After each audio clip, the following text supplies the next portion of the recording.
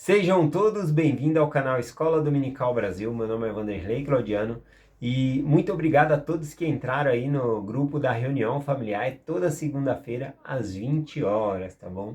Teve uma pessoa que escreveu uma mensagem que não conseguiu entrar. Manda uma mensagem no meu WhatsApp, eu sempre deixo aí no final da designação do vídeo, tá bom?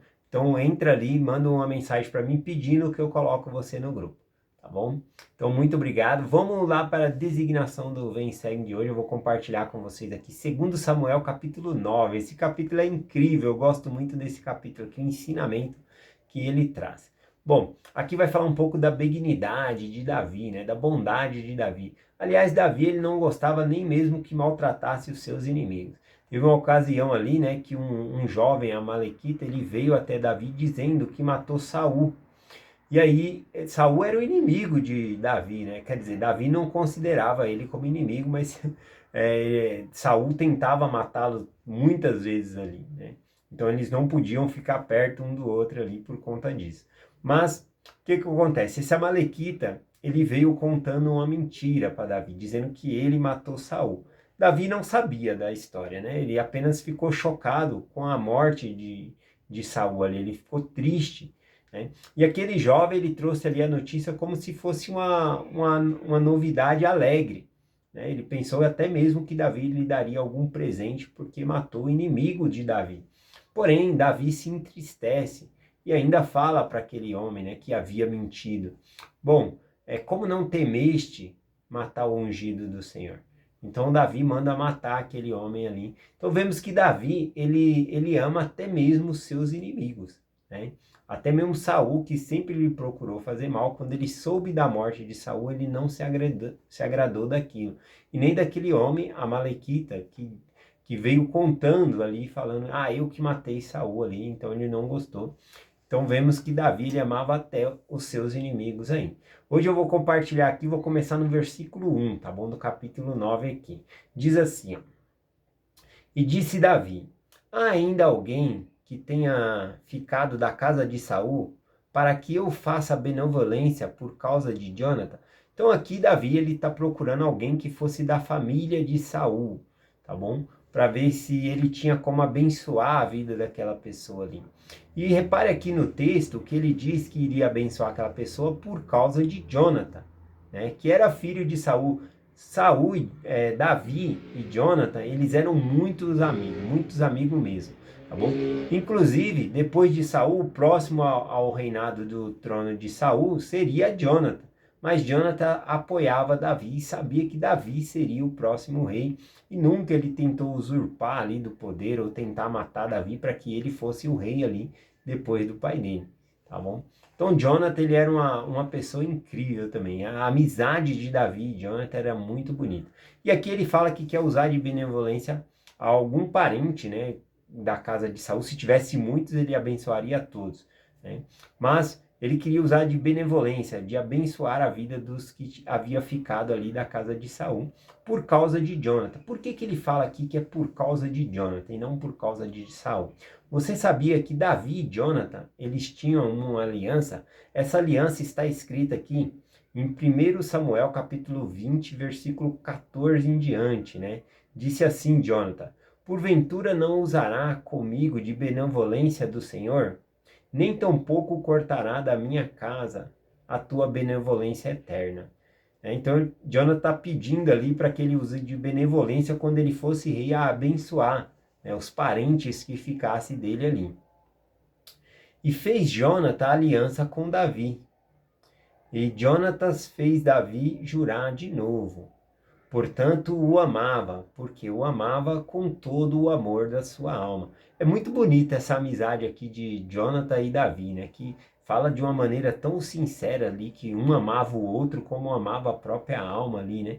Algumas pessoas ao ler isso, pensam que Jonathan e alguns comentários, né, que eu já ouvi, que Jonathan e Davi tinham uma relação homoafetiva, né? Mas não é isso que o texto mostra, não, né? Mostra realmente uma amizade sincera, um amor sincero um pelo outro.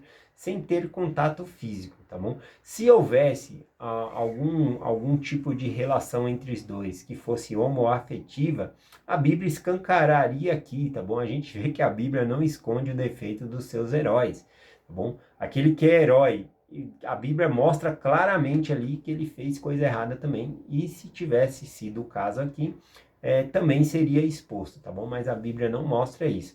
Inclusive, quando Davi, ele soube da morte de Jonathan, olha como ele reage aqui em 2 Samuel capítulo 1, 26. E angustiado estou por ti, meu irmão Jonathan, qual amabilíssimo me eras, mais maravilhoso me era o teu amor do que o amor das mulheres, né? Então ele está falando aqui sobre o amor que ele tem por Jonathan também, mas aqui não é, como eu falei, sobre o amor homoafetivo, tá bom? Nenhum dos dois era homossexual aqui ou coisa assim, tá bom? A Bíblia colocaria escancarado aqui se fosse, tá bom? Até mesmo porque na lei de Moisés estava lá prescrito o quê? Que se um homem se deitar com outro homem, eles seriam apedrejados, tá bom? Na época ali era a pena de morte aí por conta do pecado, tá bom? Então, algumas pessoas viajam aí nessa escritura querendo colocar algo que não é. Eu vejo aqui uma amizade muito sincera, um amor muito sincero que Davi tinha por Jonathan. Jonathan salvou ele 2 ou 3 vezes da morte ali, do próprio pai, né, que queria matar ele ali. E Davi também, agora usando de benevolência para a casa de Saul, por causa de Jonathan, por causa dessa aliança, por causa desse amor que ele sentia por Jonathan. Então vemos que ele não se esqueceu da promessa que ele fez ali, tá bom? Então vamos lá para o versículo 2 do capítulo 9 aqui, né, em 2 Samuel. O que está acontecendo aqui? Então já expliquei aqui por que ele está procurando alguém para abençoar a casa de Saul, porque ele tinha essa aliança aqui com Jonathan. Ele havia jurado. E havia um servo da casa de Saul, cujo nome era Ziba. Então ele chamou esse Ziba, que antigamente era servo de Saul, e perguntou se havia alguém que era da parentela de Saul para que ele usasse de benevolência. O versículo 3. E disse o rei, não há ainda algum da casa de Saul para que eu use com ele da benevolência de Deus?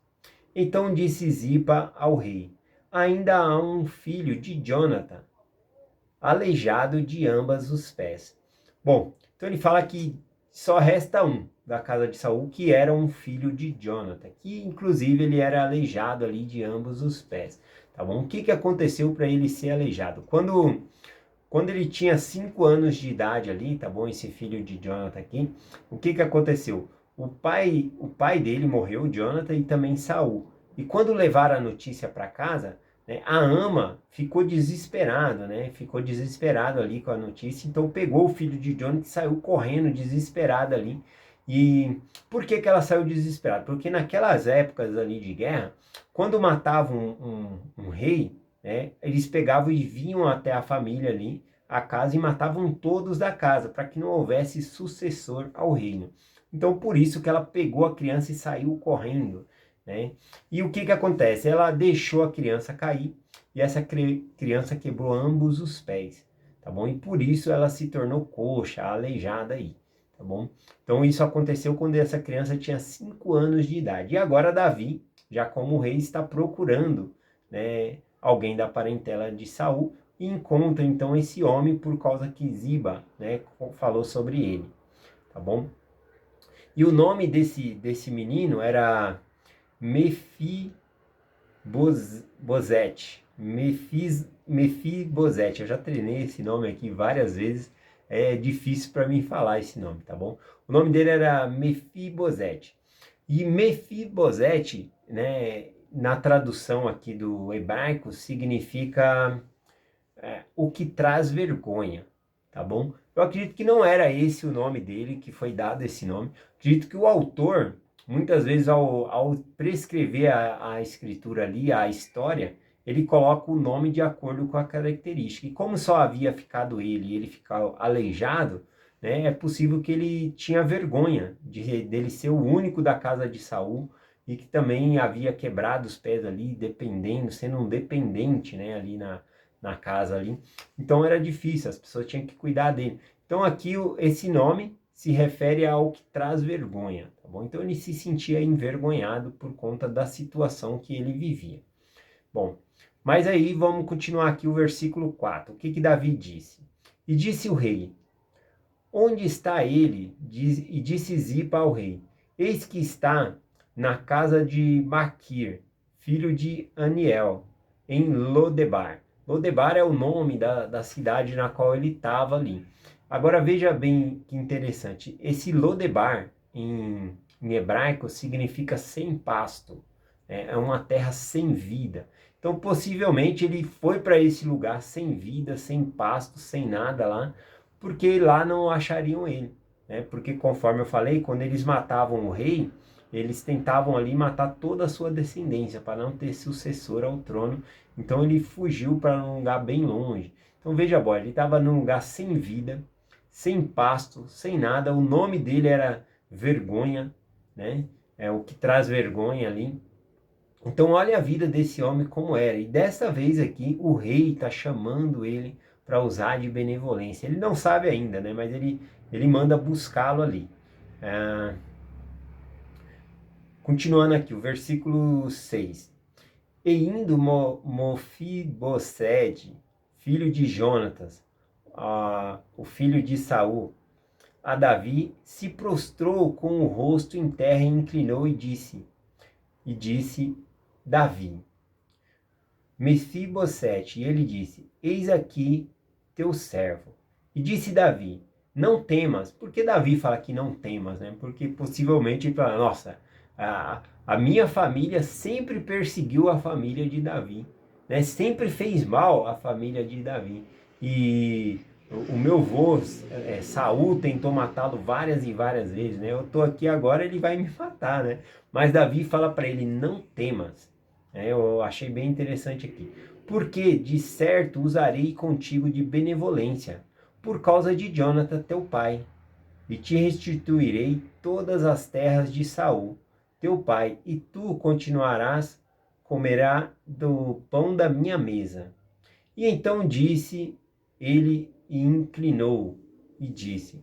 Então aqui só o que está acontecendo, né?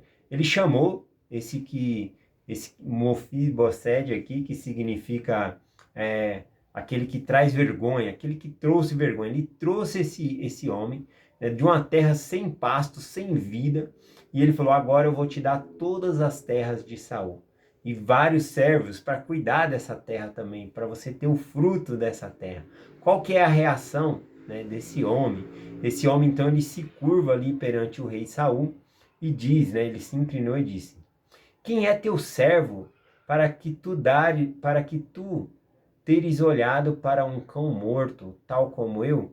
Então ele falou: quem é teu servo? Como que você pode olhar para mim, um cão morto? Ele se considerava um próprio cão morto ali, né?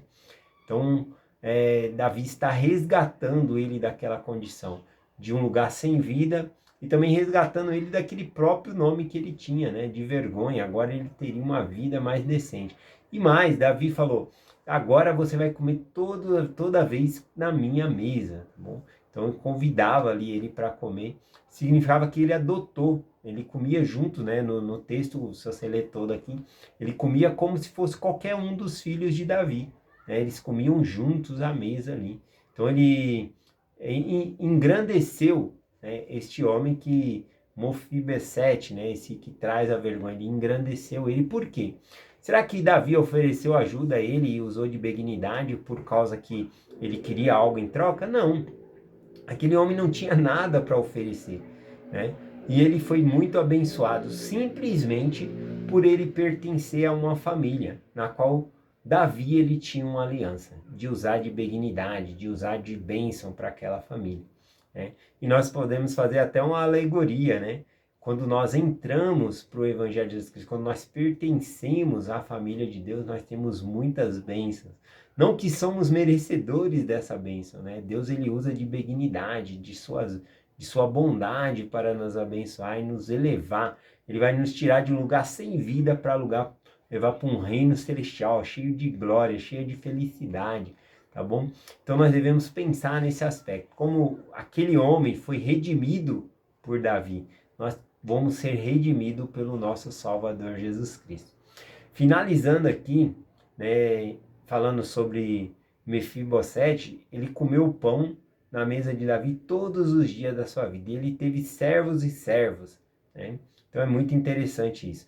Bom, então o que nós podemos fazer para pertencer, né, à família de Deus?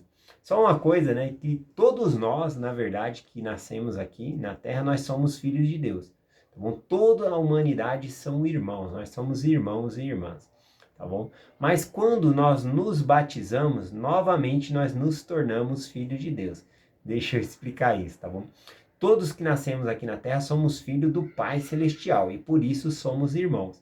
Quando nós entramos nas águas do batismo e fazemos o batismo, nós nascemos de novo, tá bom? E nós nos tornamos filhos de Deus, filhos e filhas de Cristo. Olha o versículo que diz aqui, ó. Mosias capítulo 5, versículo 7. E agora, por causa do convênio que fizeste, sereis chamados progenie de Cristo, filhos e filhas dele, porque eis que neste dia ele vos gerou espiritualmente, pois dizeis que vosso coração se transformou pela fé em seu nome. Portanto, nasceste dele e vos transformaste seus filhos e filhas. Então, eu gosto muito dessa escritura porque não é só o ato de ser batizado, mas fala de uma transformação. Transformação por causa do nome de Cristo, uma transformação em nós. Então, além do batismo, tem que ter essa transformação em nós para que nós nos tornemos filhos e filhas de Cristo. E aí, então, nós seremos redimidos. Assim como Davi redimiu aquele homem que estava naquela terra sem vida, o nosso Salvador, se nós fazemos convênio com ele, vamos se tornar seus filhos. E então, ele vai usar de benignidade conosco também. Tá bom? É essa a mensagem que eu compartilho com vocês hoje. Em nome de Jesus Cristo. Amém.